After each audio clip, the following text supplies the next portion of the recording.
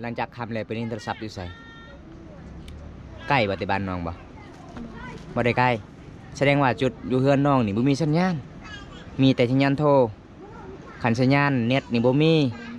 โอ้ต้องหาจุดมีสัญญาณเนาะส่วนไลน์นี่มีบ่ผู้บ่าวละลายคนกลางคืนนี่เวลาเห็นผู้สาวย่างกำทางนี่เขาเจ้าหยุดไปเลยมีบ่มีในเขตชนบททุกคนเลยเพราะว่าบ้านเฮาก็จะเป็นป่าเป็นดงเนาะโอ้ห้องนอนเจ้าแปลกเนาะบ่มีดอกไฟฟ้าเนาะโอ้ทุกคนแสดงว่าตอนนี้น้องกันเราทาให้ผู้บ่าวมาลิ้นเลยทุกคนเวลาผู้บ่าวมาลิ้นมาแอนเบิ้งนี่ประตูบ่มีล็อกเลยทุกคนเปิดแล้วก็เข้าไปเลยเนาะก็คือห้องนอนเจ้ามีแต่ผ้าห่มเจ้ากันไว้ตอนนี้ยังโสดเนาะจากเปอร์เซ็นต์โสดร้อย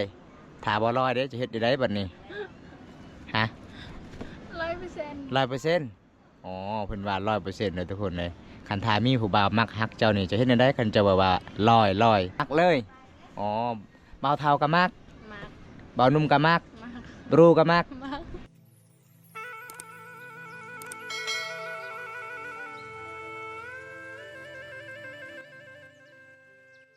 หลังจากอาบน้ำแล้วตรงตัวก็งามเนาะ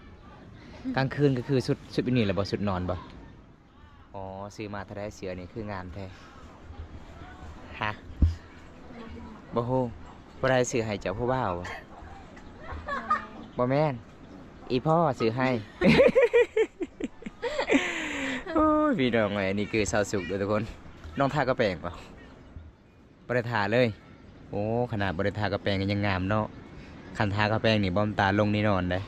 คือว่าสาวคนไทย ตอนนี้น้องสิไปใส่ต่อคอยเห็นเจ้านั่งอยู่ประตูก็คือสีเงาๆนิดนึงจะขึ้นอย่างไรน้องบ่ได้คิดอีหยังแต่คอยเห็นเจ้าแนมเบิ่งพุ่นละแต่เป็นสิตกทางนั้น เอาทุกคนเด้ยามแรงๆเคสนบอดแต่งโตวประมาณชนี้ทุกคนส่วนลายเขาเจ้านุ่งซีนนี่งามเลยทุกคนมันเขาเจ้านุ่งทรงนี่โอ้ยไปเหนืออื่นเลยทุกคนเลยคือเมียเฒ่านี่นอน ส่วนไลฟ์สไตล์ซาลาวคืนนี้เขาเจ้านุ่งทรงก็คือมีแต่ทรงใหญ่ๆทุกคนสำหรับเขาเจ้านุ่งซีนคือสำหรับเวลานอนเนาะอ๋ออันนี้ภาษาบ้านเจ้าเอิ้นว่าซีนมาจังใดนี่นะบ่แม่นซีนจกบ่ซีนหยังซีนเบตะยังเห็นบ่ข่อยเว้าแล้วเว้าลาวบ่เป็นแบบนี้ล่ะเห็นบ่ยังถือหัวเจ้านะก็โตบ่โอ้ยพี่น้องเอ้ยสาวสุขคนงามพี่น้องเอ้ยส่วนลายน้องๆนี่ยามแรกๆนี่ไปเที่ยวตามแก่งนี่ทุกคนได้พ่อบ่าวเลยก็ให้พ่อบ่าวมาหาเท่านั้นเนาะข่อยเห็นเจ้าถ่ายคลิปเด้แม่นบ่เจ้าท่าพ่อบ่าวทั้งนั้นบ่แม่นจะเฮ็ดหยังแถวนั้นไปเล่นจักคน2 คนกลางคืนก็ไปเล่นอยู่หั่นอ๋อเวลาค่ำๆล่ะครับ โอ้ยลมดีทุกคนสาวสุขคนงามหมู่บ้านยังนี่นะบ้านตรีป่ะคุณซี่หรือคุณสีคุณซี่อ๋อแสดงว่าห้องซีหลายป่ะ เอาทุกคนเลยบรรยากาศนิ่งแรง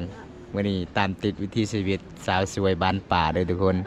สาวสุขคนงามพี่น้องหมู่บ้านเจ้านี่หลายบ่ภาษาบ่หลายบ่ประมาณจักคนประมาณ10 คนแสดงว่าหลายที่สุดเลยบ่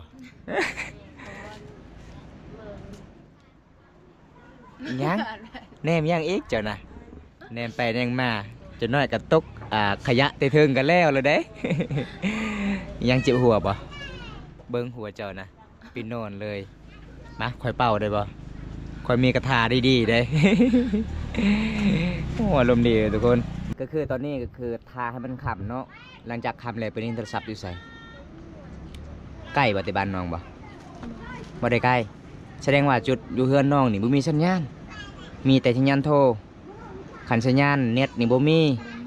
โอ้ต้องหาจุดมีสัญญาณเนาะส่วนไลน์นี่มีบ่ผู้บ่าวละลายคนกลางคืนนี่เวลาเห็นผู้สาวย่างกำทางนี่เขาเจ้าหยุดไปเลยมีบ่มีแต่เขาเจ้าขี้รัก แม่นบ่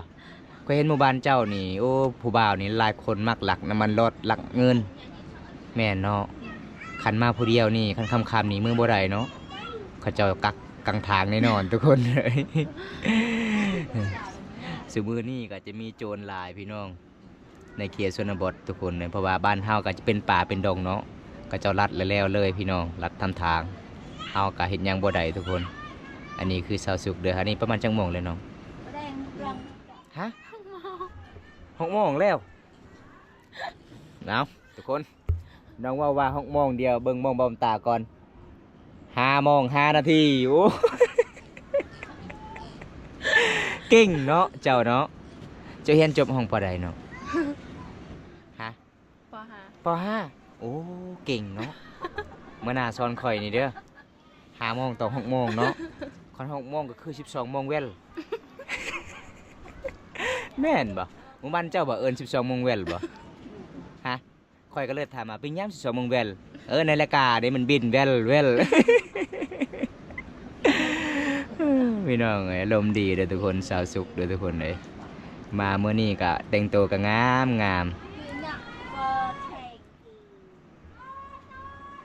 ยังละว่านะไอ้แม่จะว่ายังจะมีหูบาวบ้านแซงบ้านแสลงบ่บ่มี แล้วว่าจังใด แล้วว่า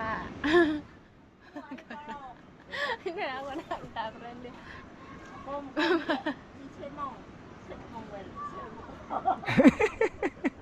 ไอ้ยัง10 โมงเว้นนะ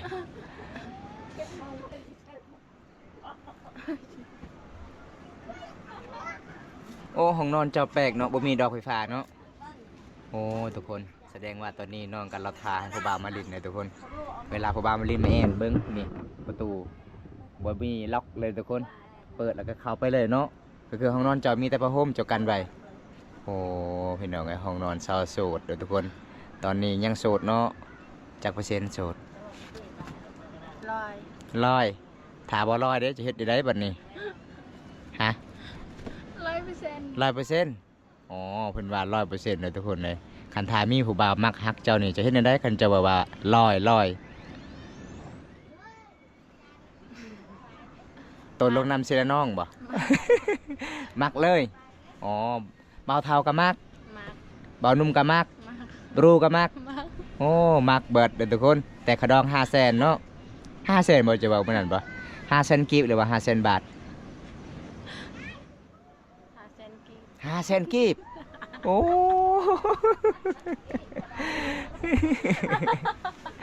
ขาดองสาวสุก500,000 กีบทุกคน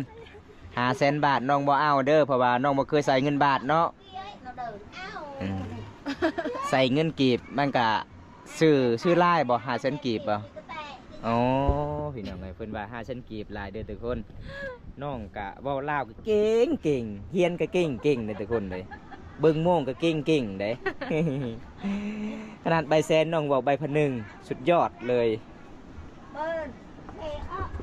บ่ได้หน้าบ่จะนุ่งสุดนี้บ่น้อง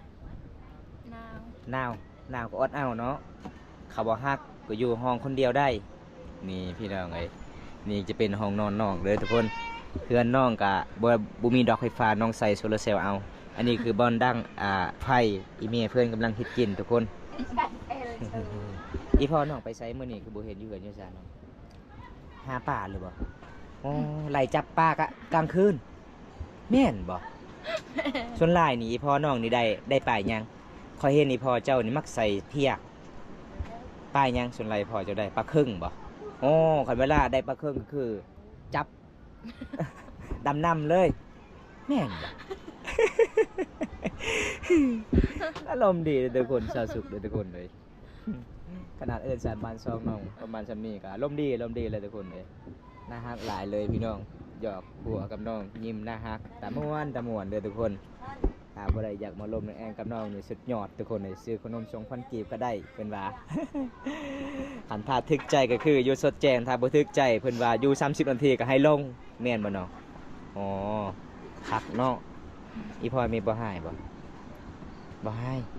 หายที่สุดก็คือเจ้าเนาะสิหายเนาะ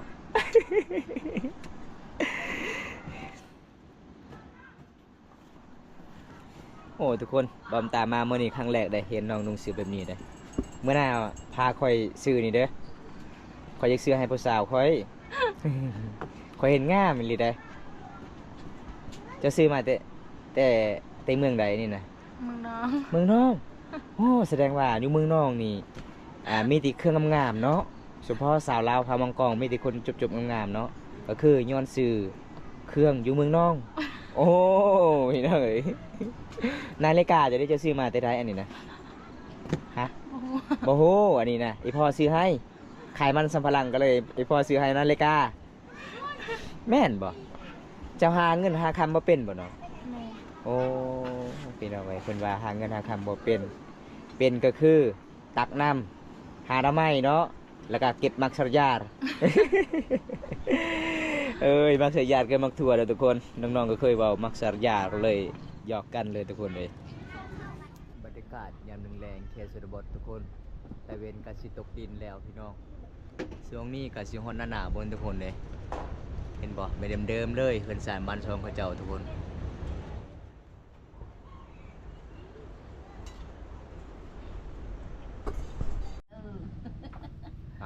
ทุกคนเลยตอนนี้แต่เว้นกาสิตกเลยเด้อทุกคนเลยมันมืดพี่น้องเฮือนน้องบ่มีดอกไฟฟ้ามีแต่โซลาร์เซลล์มันก็แสงมันก็บ่แจ้งบันไดพี่น้องเลยอันนี้น้องเห็นหยังนี่นะ เลือดกระตอง อายศหาตอกคักพี่น้องเพิ่นเว้าภาษาลาวนี่เก่งได้ลูกสาวลาเด้อทุกคนเลย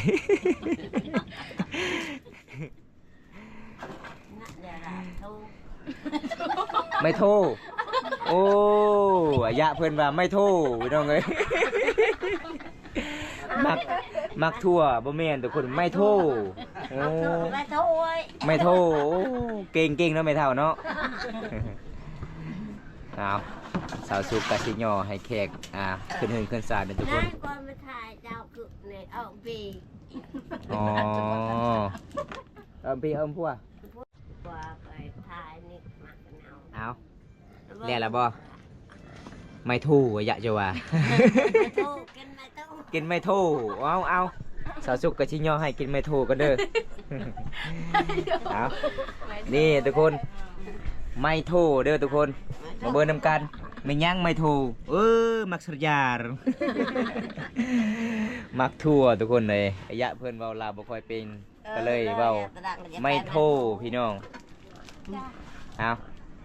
MC นี่เด้อจะไม่โทร กินมะเขือน้ำกันเด้อ กินน้ำกันเด้อเพิ่นว่า กิน สาว น้ำ สุ กั ก นมาโทร อ๋อกินกันไม่โทรใน ไอ้เหี้ย อันนี้คือนี่เนาะ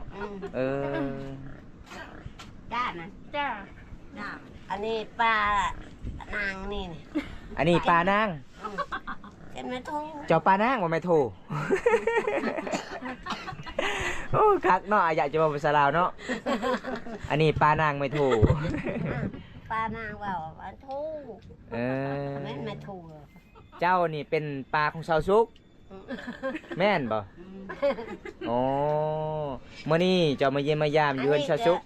น้อง น้องเจ้า น้องชาย โอ้น้องสายบ่ พอชุกน้อง โด ชาย โดย แม่กระดาแม่เพิ่งปุ่มน้ำ เออ แม่เพิ่งก็เอ้ยน้อง โดย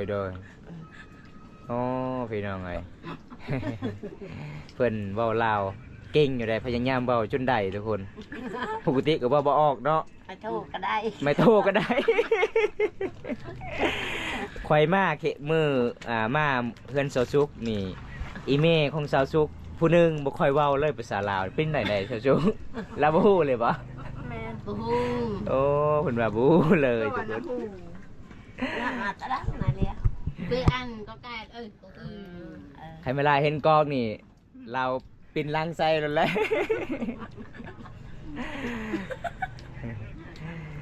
เอามาเด้อทุกคนจาไม่โทรเด้อ เอากินมาโทรนี่ได้มาเองมาโทร แซ่บบ่สุกแซ่บบ่ แซ่บ แซ่บคือแอมเนาะแอมคืออร่อยเด้อทุกคน มาทุกคนเก็บมันทัวน้ำกันเด้อ เอากินน้ำกัน โดยใจดีเน้องไม่เท่า อายุจักปีเลยจ้าไม่เท่า โอ้โห บ่ฮู้โอ้ จักปี จักปี แก่แล้ว แก่แล้วฮู้ติแก่อายุบ่ฮู้เลยบ่ โอ้ อ้ อ๋อสมัยแต่สงครามมันไม่เท่าเจ้า ได้ยอดสังขาบ แต่ยั่วสงครามแต่ยั่วสงครามไปว่าจังใดเนาะทุกคนเลยโอ้ยังมาทันสงคราม อืม แสดงว่าตอนสงครามไม่เท่ากับเป็นผู้สาวแล้ว เออ โอ้ สงครามก็เป็นประชาแล้ว อ๋อกว่าเนาะ70 ปีเนาะ กว่า โดยโอ้พี่น้องเอ้ยสมัยตะกี้แต่ก่อนอายุมันคนยืนเลยทุกคน นี่ก็เท่าแล้ว ยังนุ่มอยู่ใดไปเบิ่งเจ้าเท่าที่หัวได้ไม่เท่า ผมเจ้านี่ผมเจ้า พวกยังน้มได้พวกเลย ผัวเจ้า อ่า โอ้ เอาผัวคนนุ่มเนาะไม่เท่าเนาะ น้ม ผัวไม่เท่าเนี่ยอายุจักปีแหละ อืม อายุจักปีแล้ว เจ๊มา โอ้ ฉันก็ดังสายอยู่นะอย่าเลยเอาเลยดังตลอด บ่หัวอายุผัว แม่นี่ล่ะเมียช่างคนผัวคอย แม่นี่ คือกันน้องนี่แล้วช่างคนเมีย เออผัวของแม่เท่านี่มีเมีย2 คน ช่างคน โอ้ เลยนาง โดย กัน อยู่นำกันได้บ่ เอาหลานตัวเอง โอ้เอาล้านเจ้าเองบ่ไม่เท่า โอ้เนาะ นางละพึก โอ้โดย นางพึก น้องแม่กระดา เอาทุกคน พึก เลย ไม่ได้หรอกมึง ดังเอามังกอกอยู่ได้เป็นว่าแซ่บบ่ไม่เท่าแซ่บอืมแซ่บ ขึ้น เต็ม มาถูกพี่แคบ โอ้ไม่เท่านี่เก่งนี่เบาลาวทุกคนเลยกินไม่โทตลอด กินข้าวแล้วแซ่บ อ๋ออันนี้ไม่โทเนาะ มาถูก ไปว่ามักทั่ว มาทั่ว เออ อะอยากมาถูก โอ้ไม่เอกบ่มีบ่ไม่เอกบ่ บ่มี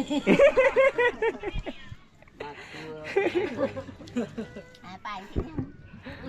เก่งๆนะไม่เท่าเนาะโอ้ยพี่น้องเอ้ย ก็น่าเลยยันเลย ลมดีเด้อทุกคนเลย จะเอา